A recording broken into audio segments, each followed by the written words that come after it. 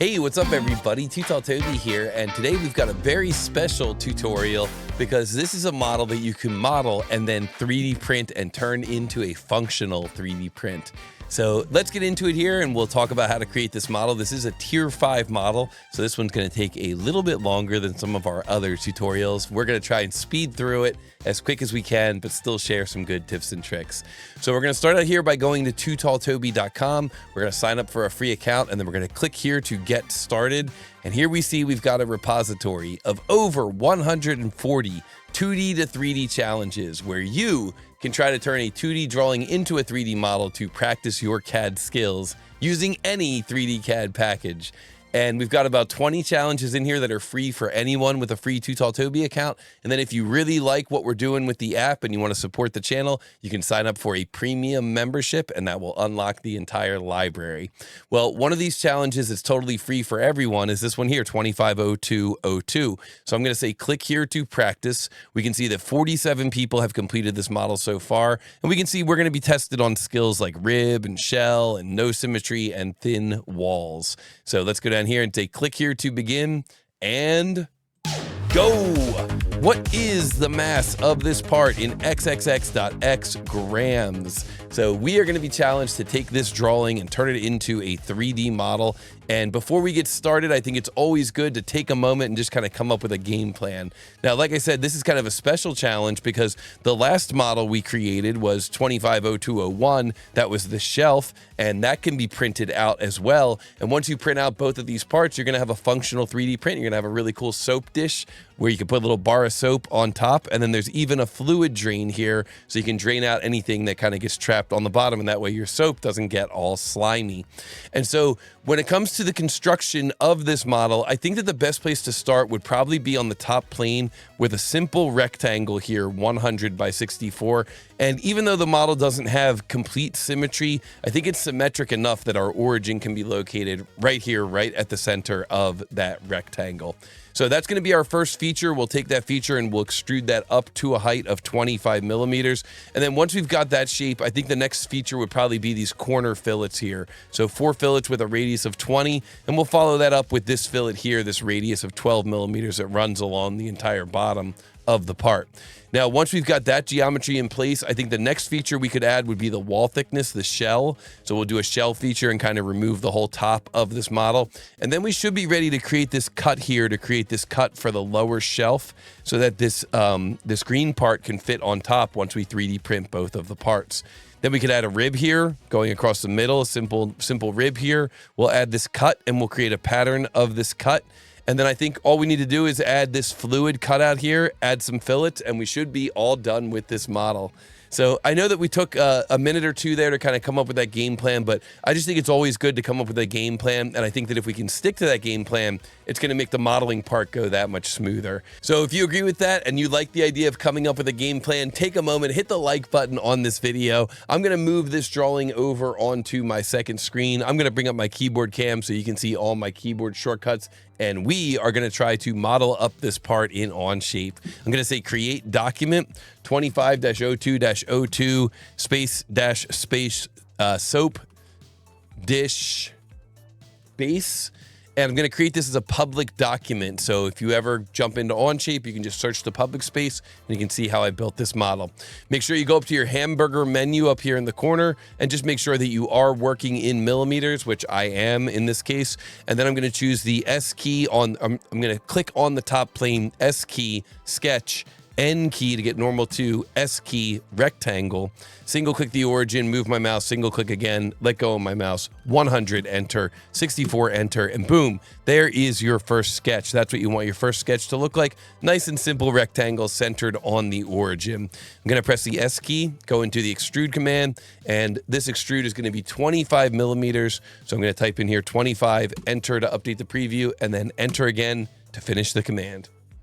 Next, I'm going to launch the S key fillet, and I'm going to choose to input a radius here of 20, and then I'm going to choose this edge, this edge, this edge. And then for this back edge here, you can use the tilde key, which is this key kind of in the upper left corner of your keyboard. And that lets you select through the model to get that back edge without needing to rotate.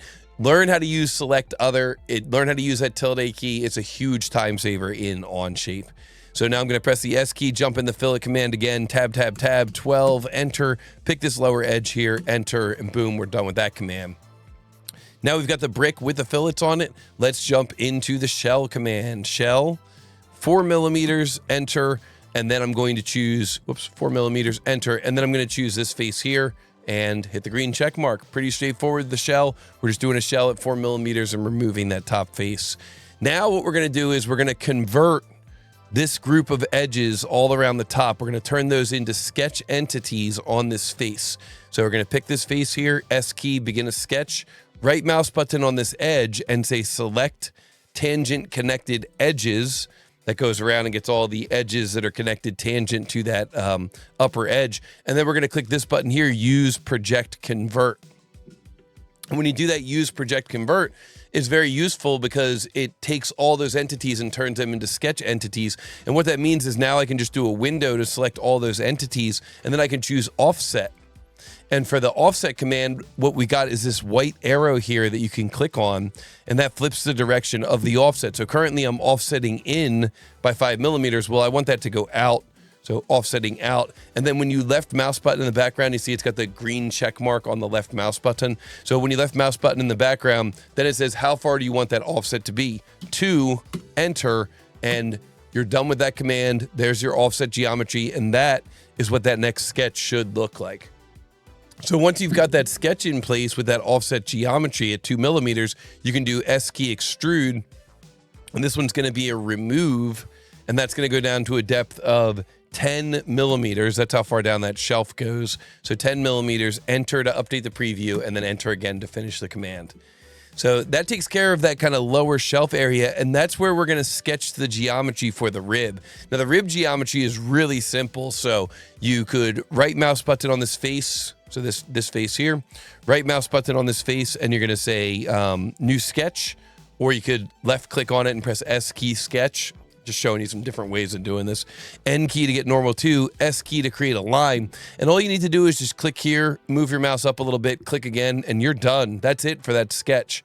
So your rib command is really that simple. You just need to sketch a line like that, a little short line there. And then you can exit that sketch. So you hit the green check mark and then launch the rib command and click on that line. And so that's the line that you're going to be using for the rib. The reason we don't see a preview is because we want to change this option so the rib is going normal to the sketch plane. So now we see the rib is starting here at that sketch, and then it's coming down in this direction, normal to or perpendicular to the sketch plane. We can also say that we want the rib thickness here to be 2 millimeters, 2 millimeter rib there. And then lastly, we can say that we want to use the option here for extend profiles to part.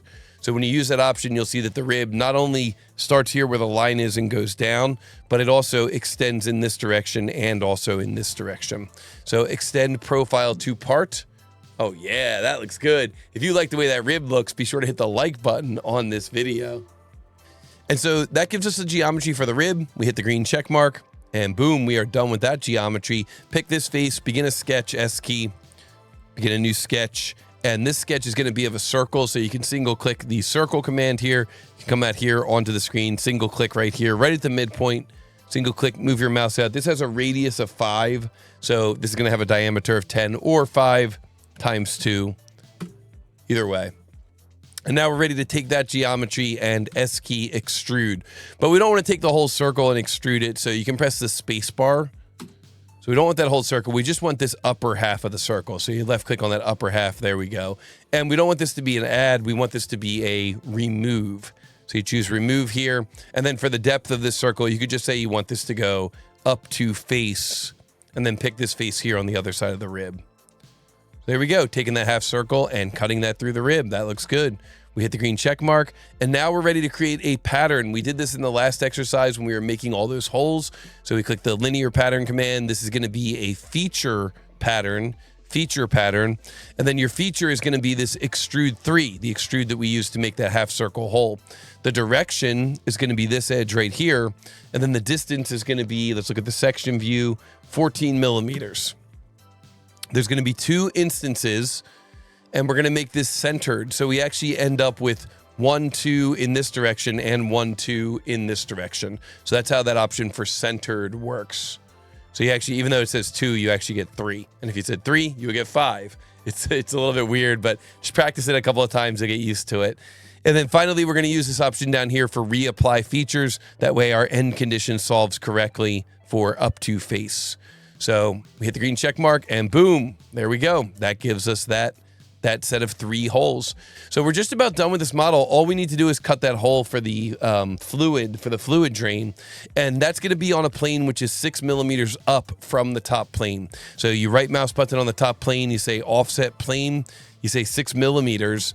And what this does is it makes a new plane here offset from the top plane at 6 millimeters. So we hit the green check mark. And I know we don't have to do that. We could just, when we make the cut, we could offset from the starting plane. But I like doing stuff like this. I like in my tree, I'll rename this. I'll shift N and I'll call this plane for fluid drain sketch. Something like that. So that way, when my coworkers look at this model, they'll be able to just kind of quickly go through the tree and get their bearings because I've gone through and renamed all the features, made it really easy for my coworkers. So I'm going to choose this plane here, S key, begin a sketch, N key to get normal 2. And then for this fluid drain, because of how it's dimensioned, because it's dimensioned here as being, let's get this over here. Because it's being dimensioned here as 22 from this wall to the point of tangency and 22 from this wall to the point of tangency, I think what I'm going to do is I'm just going to draw a rectangle here and then cut that rectangle up to the height of 5 millimeters. And then I'll just add fillets here, radius 2.5 millimeter fillet here on each end of that fluid drain, and that should give me that nice round shape. There's a couple ways you could create that shape, but I think that should do nicely. So I'm going to go to that plane for fluid drain. I'm going to S key, begin a sketch a rectangle here, and I'll make this rectangle 22, enter, 22, enter. And then what I can do is I can take this line and this edge here, I for coincident, and this line and this edge here, I for coincident, and there we go. There is your sketch for that fluid drain. So rectangle 22 by 22, coincident to this edge, coincident to this edge, and now we're ready to take that geometry, S key, extrude, and this is going to be a remove. Let's reverse the direction so it's going up to a depth of 5 millimeters. And so there is our fluid drain, and now all we need to do is S key fillet and make that radius 2.5, and then we can add that radius here and here and here and here and round that thing off. So, you know, like I said, there's a couple ways to create that feature, but that, you know, that should do nicely. That gives us that fluid drain. And so now just a couple of more fillets here. It looks like we've got a fillet of, okay, the yellow fillets are being called out as a radius of 2. Yellow fillets have a radius of 2. So S key fillet, and we'll make this radius here 2. And that's going to be this edge, this edge, this edge, this edge, and the same edges on the other side.